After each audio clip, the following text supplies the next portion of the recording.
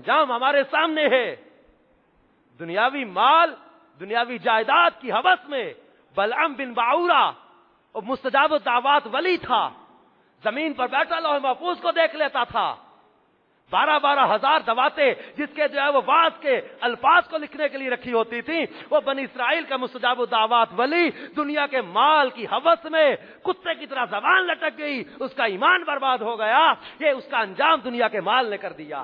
فرعون دنیا کے مال کے جو ہوس نے اس کو برباد کر دیا. نمرود بادشاہی کے تکبر نے اس کے خدائی کے دعوے پر یہ آ گیا، دنیا کے مال نے اس کو برباد کر دیا. قارون خزانے کے لالچ میں برباد ہو گیا. شداد کا کیا بنا، قارون کا کیا بنا، فرعون کا کیا بنا، نمرود کا کیا بنا. ارے یزید دنیا کے طاقت اور ہوس کے لالچ میں کس طرح اندھا ہو گیا، اقتدار اور حکومت اور مال کے لالچ میں برباد ہو گیا.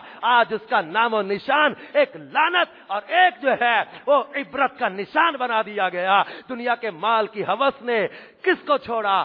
کون اس میں کامیابی پا سکا؟ کامیاب وہ میدان کربلا میں جو قربان ہو گئے، میدان کربلا میں سر کٹا گئے، زندگیاں قربان کر گئے، اپنی جانیں قربان کر گئے. اب یہاں ایک اور چیز پتا چلی کہ یہ جو سمجھا جا رہا ہے کامیابی دنیا، مال، دنیا کی جائیداد، دنیاوی اپروچ، دنیاوی سٹیٹس پا لینا، یہ کامیابیاں نہیں. وہ گھر قربان کر کے، جانیں قربان کر کے، بچے قربان کر کے اب وہ کامیابی کا درس دے رہے. کامیابی یہ ہے زندگی حقیقت میں بس اسی نے پائی ہے، زندگی حقیقت میں بس اسی نے پائی ہے مصطفیٰ کی الفت میں جس کو موت آئی ہے.